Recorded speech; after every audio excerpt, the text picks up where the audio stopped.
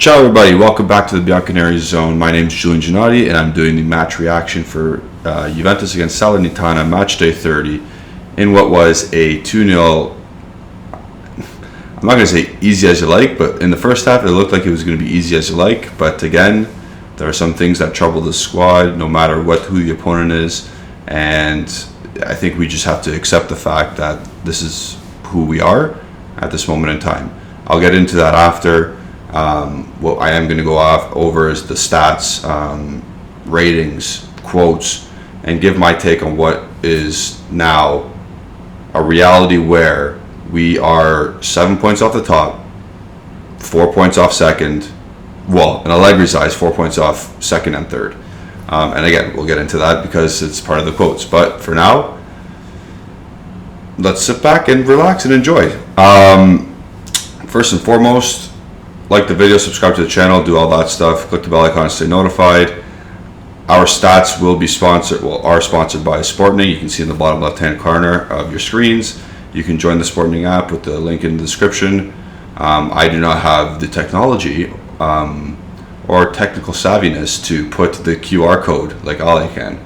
So for now, with my videos, you have to go and download the app yourself on the Android or the Apple Store. So, with that, we will start to get into the breakdown of the game, and we start off really well. The first half was actually really good. The quality of finishing our chances, it was lacking again. It is what it is. We played we played the worst team I've seen this year. Like, that Salernitana team is garbage. Still have to do the job, still have to get 3 points. But right off the bat, Dybala, Vlahovic were looking for each other. And this happened for the first goal, 5th minute. Funny as you like, Danilo, makeshift center midfielder, played a great vertical pass into the channel to Vlahovic. And then probably 30 seconds later, Cuadrado plays the ball to Vlahovic at the top or near the edge of the area. First time ball into Dybala's feet as he's making his run towards goal. Dybala, crafty around the box, fakes a shot with his right foot, cuts onto his left, as he usually does. I don't know why that keeps working, but who cares? And then he smacks a shot front post, off the post and in. So 1-0 Juventus. It was total domination in at that point in time, and well deserved goal. Very good though. It was a very good, well worked goal, and it was nice to see Vlahovic linking up with players and players being around him at least, and I'll get into that after because it's not good. It's not good for 90 minutes. It's not like the support around him is not good. Yeah, and then a couple minutes. I think I want to say the 13th or 14th minute. Again, Danilo ball out wide to Cuadrado. Cuadrado switches play over the top of the defenders, who are not in a straight line at all. Their defending was woeful. Put the ball on a breakaway. 2-3 touches later, he's right outside the penalty spot, and he tries to dink it over the goalie, Sepe, but he just missed it, kicked it over the net, and it was a poor finish. And you expect more from him, obviously. And that was the first illustration of the poor finishing that we displayed today. And this game could have been 3 or 4-0 after 25 minutes, to be honest. So then we go on, and again, 91.6 million euros. You bought Dusan Vlahovic from Fiorentina mid-season to try and turn your season around. Yes, we know he does score later in the game, but at this point, Dybala slips him in the 22nd minute. There's like a cross-crease pass. There's a 2-on-1 from the ball from Pellegrini over the top, and Vlahovic takes a really bad touch, and he puts himself on a horrible angle, and then he tries to dink it over the goalie again, but then Sepe made a good save. When I say Sepe made a good save, he made a 1-on-1 save. The shot itself, the opportunity itself, was ruined completely by Vlahovic. He needs to become ruthless in black and white, and it needs to happen. It needs to happen now, because we can't be missing. Like, match day 31 against Inter, that needs to go in. That needs to go in against Inter. I'm sorry. because we're not going to have these clear-cut, cookie-cutter chances. And then Dybala had another chance in the 23rd minute. So then we progressed, yada, yada, yada. By the 30th minute, this could have been 4-0, and it is only 2-0. The ball went out wide to De Sciglio. De Sciglio whips the ball in over to Vlahovic. Vlahovic towers over. I think it was Jomber, and he made it 2-0 with a good header. Great great goal. Good cross from De Sciglio, who has probably 4 assists now this year, which is crazy if you think about it.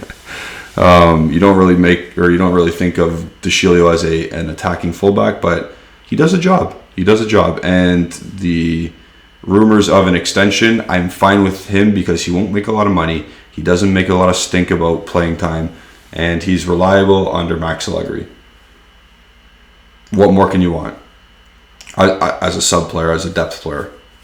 So, and for Matteo De Sciglio, after his assist after the game today, everyone knew that Di Lorenzo was out, so he got called up to the national team. So he's with the national team for the World Cup playoffs. So good for him. And just before halftime, I think 40th minute, Bonazzoli had a chance for Salernitana, top of the box, and he whizzed it just by, if you're looking at the right-hand post, it was from a poor clearance from Pellegrini, and everyone started to get mad at him after, and I agree. So we make it to halftime, 2-0, should have been 4. It's easy as you like at this point. Everyone's in high spirits, everyone's giggling, everyone's having a good time, they're playing well, and again, mind you, 20th place Salernitana, so it should have been like this, but again, halftime comes around, and it's horrible. From the 46th minute on, it was horrible. Chiellini got taken out. Rugani put in right away. I don't know if Roberto Mancini has had a side deal with Juventus to keep him playing, but as soon as he's taken out, the team, the mentality, it's fragile again. We didn't keep hold of the ball. There was nothing in the second half that mirrored the first half at all, and it was a tough watch. It was a tough watch again. Against 20th place Salernitana at home. The game should have been done and dusted. You should have scored the 4 goals, and you could have put Miretti in earlier. You could have put Soulé in earlier. This team doesn't have the mental capacity to play for 90 minutes. I don't know what goes on at halftime. I don't know who talks. I don't know if Allegri even says a word. I don't know if Chiellini, because he's in the locker room now, what is he saying? What is Dybala saying? What's Cuadrado saying? It's just... second halves are horrendous for this club this year, and it's happened all year. I showed some scary stats in my last match reaction against Villarreal, and we concede from the 46th to the 60th minute and the 75th to the 90th minute the most out of any 15-minute time frame, and we could have conceded again a couple times, but Szczęsny was good. Our defensive structure prevailed, but against any other team, you're going to concede more and more dangerous chances. So, credit to the first half, very good. Second half, tire fire. So that's pretty much a match recap. But now we'll get into the match stats and our current form. So I'll bring these up now. These are brought to you by Sportening, like I said before. So you see on the right-hand side, the ball possession, we have 54 to 46. That was even higher in the first half, so it just, again, reiterates how bad we were in the second half. Let me see, that's 6-4 shots on goal. They have 4 shots off target. We only had 3. Obviously, we have more yellow cards. Corners were tied, but again, second half, they had more corners. Attacks, it was 96 to, what is that? 96 to 90. And the dangerous attacks, 55 to 53. So these stats tell you a better story of how it was in the second half, because in the first half they weren't even close, but in the second half we let them back in and we made them look like an actual Serie A team, which is not good enough. When you're the home team, you need the points, and you need to bury these teams. We've not buried anybody this year. It's not good enough. So, again, I'm not trying to be oversensitive. I'm not trying to be overcritical, but a realist understands what happened today. First half was very good. Second half, again, tire fire. And I'm going to keep repeating that. Now you look on the left-hand side of the screen. That's the top. I just grabbed the top 7 because I don't really care about 8 and down. The last 5 games, we've made up some ground. You can see that. Milan's got 11 points. Napoli's got 10 in that span. Inter's got 6, and we've got 13. And then Atalanta's got 7. Roma's got a decent amount. Oh, Roma's doing pretty good. I just look at that now. They got 11 points in that span, and Lazio is being Lazio with 7. So we've picked up the most points possible in the last 5 games, and this is what has allowed us to keep up the pace, I'll say, with the top 4. And again, Milan's on 66, Napoli's on 63, Inter's on technically 60, and we're on 59. I personally don't think we're winning. Some still have the optimistic mentality that we will win, or we'll be close at least. I don't think so. I think 8 games left, it's too hard. But we'll see what happens match day 31 against Inter. But if we play the second half today like we did, or if we play the second half today against Inter, they're going to bury us. They're going to bury us. And then anyone's title dreams are done. But I'm not saying mine are, because mine are already done. But anyone who has that inkling, they'll have to be done. So take a look at those. Let me know what you think. Let me know if you agree with me that, yes, the first half was very good, but it's a continuation of the whole season with the second half being horrendous. Let me know if you agree. If you don't agree, let me know as well in the comments. Doesn't hurt. We can have a discussion about it. But yes, the left-hand side of this. The left-hand side of the screen, it looks promising, but yeah, against better teams, we can't have 2 different halves. So I'll get rid of those now. Let's get rid of those, and I'll get into my personal ratings for match day 30.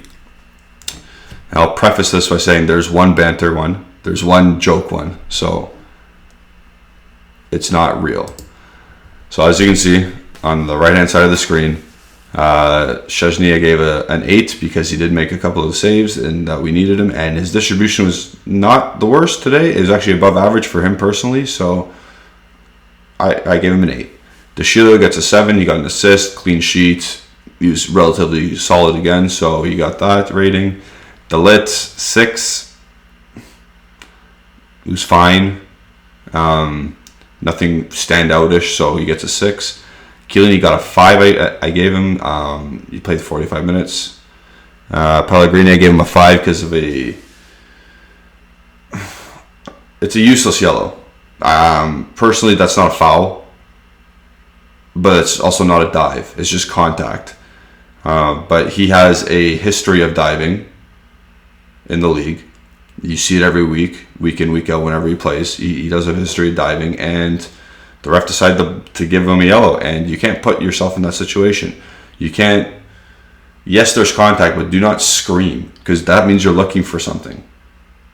Don't be doing that. And now you can't play against Inter. So that was very naive of him to put himself in that position, and he's going to pay for that now. And now can Max trust him again? Of course, he's going to have to, because we don't have any good left backs. Quadrado 6. He was very busy, but again, quality not great.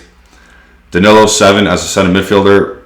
It's pretty good, except for one time where he lost the ball and he picked up a yellow card because he had to make a professional foul, I'll say. But for the most part, he was tidy. He defended well, and he's doing stuff that Arthur can't do. He's making vertical passes into channels onto our forward players. He's doing it, and he did it. Sorry, and Arthur continues not to. And you can see I gave him a 5 because Arthur's just meh. He's just there. He's just there. He exists. Rabiot was better today. so I gave him a 6. It wasn't too bad. Dybala with the goal should add more. He gets a 7. Vlahovic gets a 7 too. Now I want to talk about Vlahovic because, yes, he does lack service. And I think Alejandro and I are going to disagree a bit here. But he does lack service. But his hold to play is still not great. He needs to be stronger, and his touch is letting him down a lot. He needs to get his arm out, stick it in the guy's chest, and touch the ball. And look when he's touching the ball. Sometimes he doesn't look when he touches the ball, and it becomes a shit touch, and then we lose possession. So he still needs to work on that. Yes, he's been here for a month and a half, so it's going to take time, but the ball's got to stick, especially in Allegri's system. The ball's got to stick to the center forward. And Allegri does talk about Vlahovic in his press conference, post-match press conference. So he called him a good point of reference.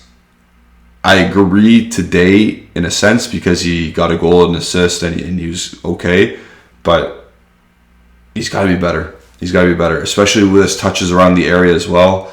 A lot of times the ball gets into his feet and then he chops at the ball and the ball goes in the air. I need something more tidy. I need something more tidy from him. The price tag, I need more quality. And until then, I'm not putting him down. Got a goal and assist today. He contributed a lot, but he can be better. He has to be better.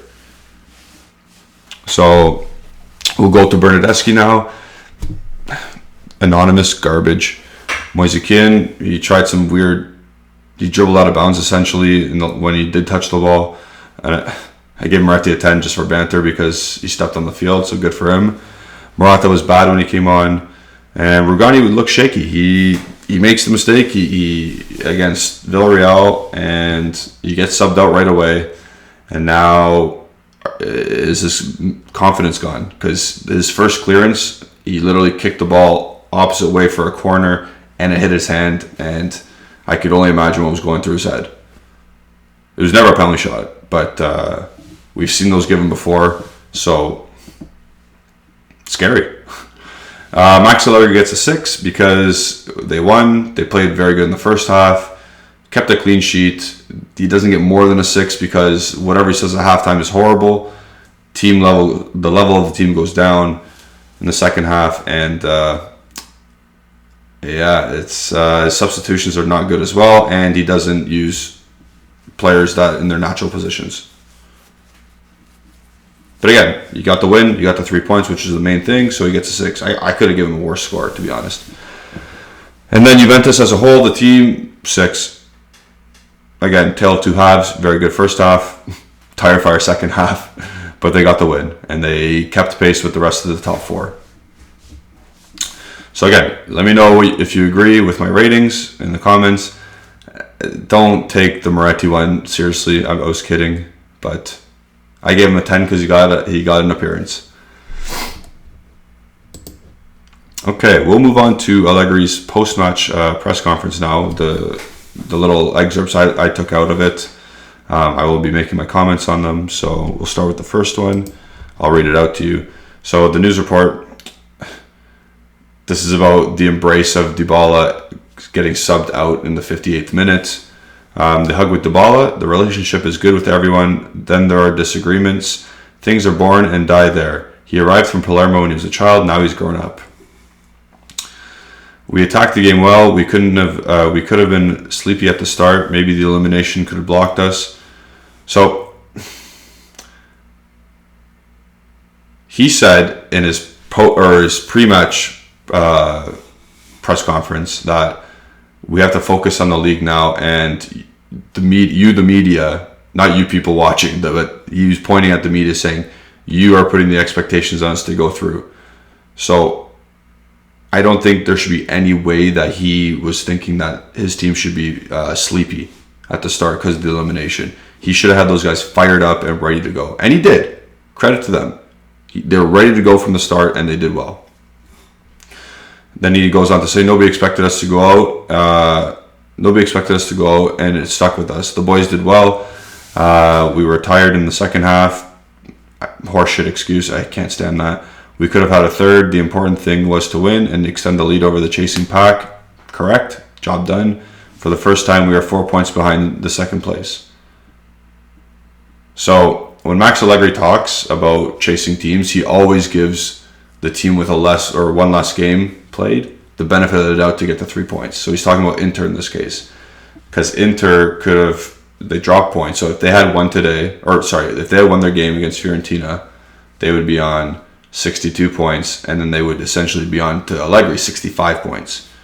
So they would have been 6 points away. But now because they drew, he still thinks Inter will go ahead and win the game in hand. So they'll be on 60, let's say 63. And then now he's saying we're 4 points behind because Napoli are also on 63. So that's Allegri math. That's Max's math.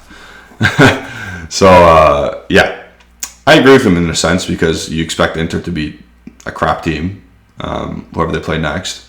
Well, I'm not talking about us, but whoever they play in the spare game that they have.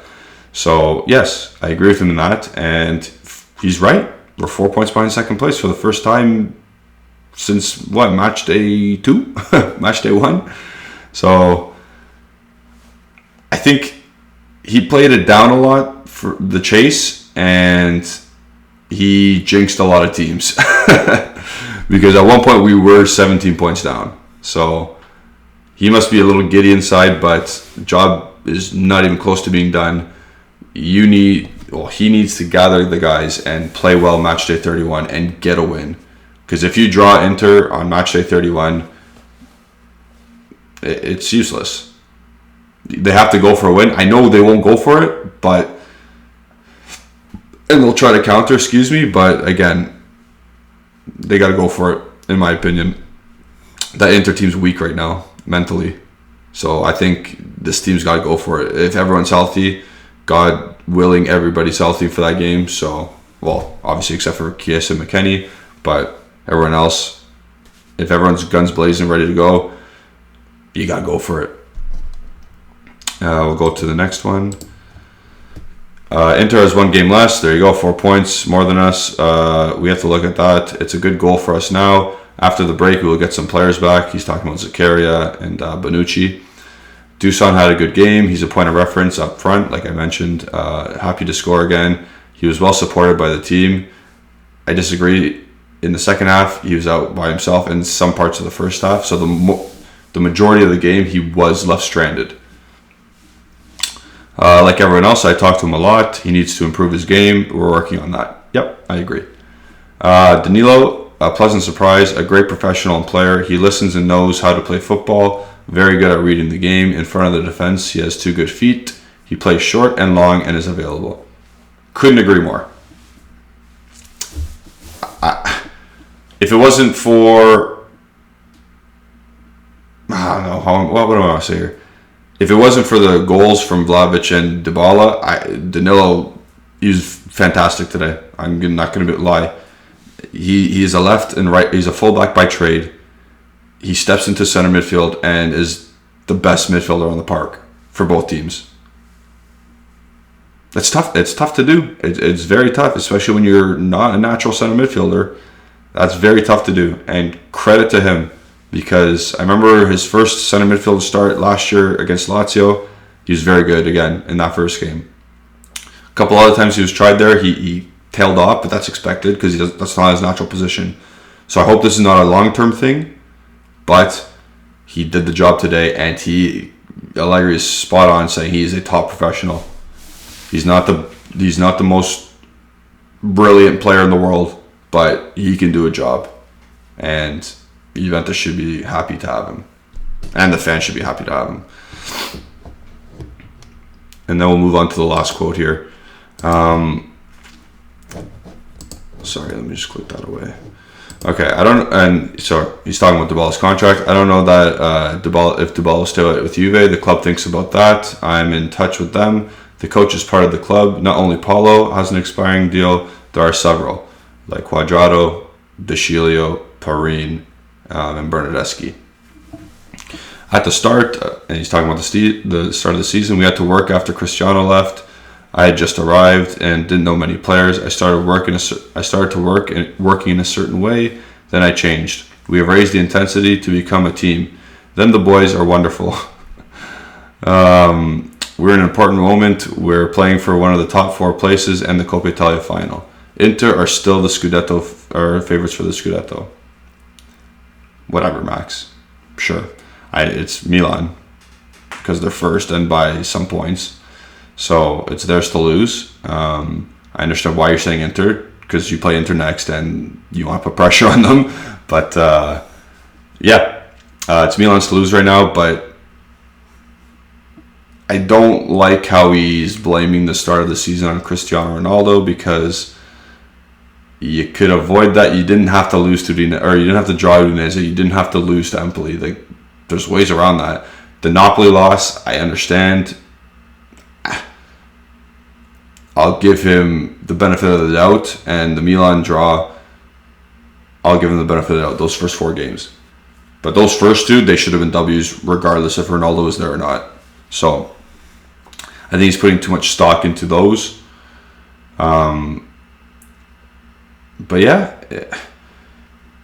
you gotta, last 16 games, 11 wins, 5 draws, still a couple too many draws, but given everything that's happened this season, injuries, again, coaching change, stylistically, the squad composition is not good. Poor performance against Villarreal, poor performance against Inter and all the top 4 teams. To be 7 points away from the top, to be 4 points off of Napoli and Inter, it's 2 things. One, it shows that Max Allegri has some type of black magic, tactics, whatever BS that goes on, and he knows how to this league inside and out. And another thing is the quality of the league is not good. Both can be true. Both things can be true, because Max Allegri knows how to win games like this. He knows how to win games with these types of players. And he knows that other teams are going to drop points because they don't have the quality. So it all ties together, and both things can be true. And it's looking. I'm not saying we're going to win the title. I'm not saying we're going to come close to it, because 7 points isn't close in my opinion. 4 points, 3 points is close, but 7 points is not. I don't think we come close, to be honest. Let's see what happens match day 31. Match day 30 was a game that you had to win, regardless of style, because we've been in that kind of mode this whole season. None of us care about style. You just need to do enough to win. That's where people get mad. If you don't do enough to win, then people get mad.